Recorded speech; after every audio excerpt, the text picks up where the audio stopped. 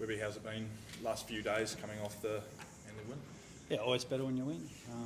But yeah, like last couple of days have been more about because we started looking at the Roosters, so we got over ourselves pretty quick and pretty grounded, and know we're facing a good side at home, and we know we've got to improve. So I think you'll find this phase everyone improves every week quickly and gets rid of the rust from the pre-season. So yeah, we've got to take a lot of confidence, but also realise we've got a lot of improvements. Yeah, you said after the game it wasn't a 10 out of 10 performance. What were the things that you're looking at now that there's been a few days? Just after half time, I just thought with discipline, you guys might not even, didn't always get penalised, but we got called offside on the mark a lot. A couple of times we got done for it. We were like still trying to go after him, but we just that discipline, and we just started making it hard for themselves. But I thought our composure, there was a couple of tries that were a bit dicey of theirs, and then we held our composure behind the post and got back into the fight. And I was pretty happy how we got on with things. Again, another unchanged 17. Yep. You have confidence in the players going out there. Must be nice to start the season with that sort of consistency. Yeah, I mean, after round one, I think everyone was calling for heads. I think it was important to let them fight their way out of it. New challenge. Can't be any complacency against a good side. I'm wrapped that we do get to have the same side for 3 games, but like you look at our reserve grade 2 from 2. We just trained, and our second team was unbelievable. Put us under so much pressure, so that's good. At what point do you think you'll look to experiment with the lineup? Well, you just never know. Unfortunately, our game is injuries and suspensions. I hope I'm not manifesting this sort of stuff, but yeah, there's always curveballs that come, and then there might be poor form or unbelievable form. So you just got to play it on its merits every week, and then just see how it goes. What's the club's reaction to the sanction on Richard Agar? Yeah, I'm going to let the club comment on that, and then let them approach that. I don't know if that's been done yet. She just got off the training field, but I'll let Cameron George and the club sort that one out, and we'll go from there. Is it disruptive to you not having him be able to travel or be around match days? Yeah, I mean, it's just, I always look at it like when your best players are out, you always look to what's next. Rich is a really experienced assistant coach. He's a great coach. He's done a lot in the game, and I'd rather have him sitting next to me every week. So he's not, but so I just look at it, got to move on and go from there. And so, is he okay? How's he? Yeah, like I said, he's got a lot of support around him.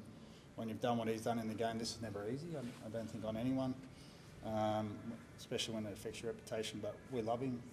We know what he brings for us. But yeah, like I said, I'd rather just let the powers to be address it, and I just love to talk how fond we are of Rich and the support that he's around. How will it work on Friday without him there? Well, he might be there this Friday. I don't know when the section starts, I think. So, yeah, but it'll just be business as normal. We won't bring anyone in for that role. Like, we've got enough experienced coaches. We've got coaches in there. We've got Slade Griffin, Stacey Jones. We've got David Tegan to tell her on the radio. Like I said, it's just like when you lose a good player, what are you going to do, Webby, without that player? You think, I don't know, I'll work it out, but we've got a plan, and we'll be fine. And this broke on Monday. Do you know why the club's taken so long to sort of respond to it? Like there hasn't been any comments, which is it's a big deal, I guess, isn't it? I just think there's processes to everything, mate. I think you're never too reactive and stupid. You've got to deal with things in the right manner, and like I said, I'll let the club do that. And I'm happy to wear the questions today, but I feel like the response from the club, when that happens, everyone will have clarity and fully supportive of the way the club's handle it in the process. At what point on Friday night did you clock what was happening in the Roosters game against Penrith? Probably as I was walking past my office, it was on the television. Probably saw that they were winning, and then I was in the car on the way home, and I heard it got close, and then as you do, you review our game and start watching it. But yeah, I obviously knew they won, but I didn't see any detail around their performance or what they did. But then, as we always do, we review our game, and then we go and watch the opponent in detail. What did you make of their performance? Yeah, awesome. I think very similar to us. They didn't like how it went week 1. I think they were pretty clear and pretty calm, obviously, in that situation. They had some injuries, and they had a next man up mentality, and they were awesome. Yeah, and got some bodies back this week, so you know they'll be even strengthened. But yeah, I thought they were physical. I thought they played a great brand of footy, and they really took the game to the Panthers, really. I guess it's ancient history now, and we probably should have asked you this on Friday night, but those the tries that Manly scored, the bit of conjecture over what, did you have a view of those at all? The one where his foot on the line, I couldn't literally, it was 50-50 for me. And the drop ball, I thought there was an obstruction where he caught it way inside the lead, which means we can't jam the play. I don't think anyone's even spoken about that. And then, yeah, I felt like he never had control of it. That's how I feel. Now that you've reviewed things from Friday, what did you think of Luke's performance overall? I know you mentioned it after the game, but what did you think now you've had the full review? Yeah, I just think, you know, early on, I thought he was ruthless in the plan. Thought he was really clear on what we needed to do. Then he injected himself into it. I thought his defence was what gave him that. Like, when you defend well, it gives you energy. All the great players have always said it. You might wear number 7 or 6, but if you tackle well, it gets you in the game. Yeah, I think when you wear number 7, there's stories about you every week. It's either a negative one or a positive one. Everyone wants to blow smoke up your backside when you do it right, and when you lose, everyone wants to criticise you, and that comes to the territory. But like we're so calm about what Luke needs to do, and he's got lots of improvement in him. He's 2 games into our season. He's got lots of improvement. There's lots of good things too. So like I said, we're excited and behind him. You guys and the Roosters both had very different performances round 1 to round 2. How do you see this matchup shaping up overall? Oh, look, I generally hope it's not a blowout. I mean, either way, like round 1. I feel like if both teams get their game on, we're going to see a hell of a game. The fans will.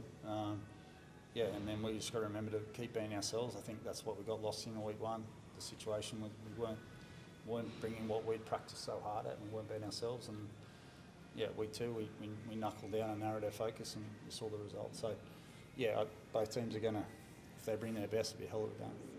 Maybe on that train of thought, you said last week that, you know, there was a chance for those guys to right some wrongs. Does that then reflect this week that you're almost rewarding them getting that right for this week? Yeah, I suppose so. I mean, like, I think you'd be mad to make any changes after last week. I thought there were strong performances everywhere.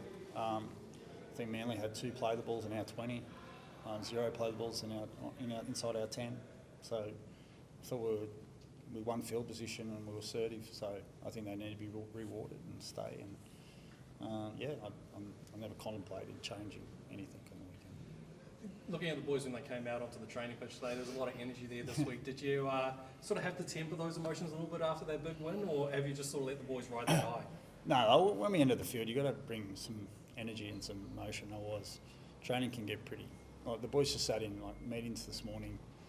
It's very easy to hit the ground around lunchtime, very fatigued, but they drive the energy. Sometimes they fake it before, until they make it, and they come out with energy and gets everyone going. So we're not trying to hold anyone back. We've narrowed our focus. We know what we've got to do.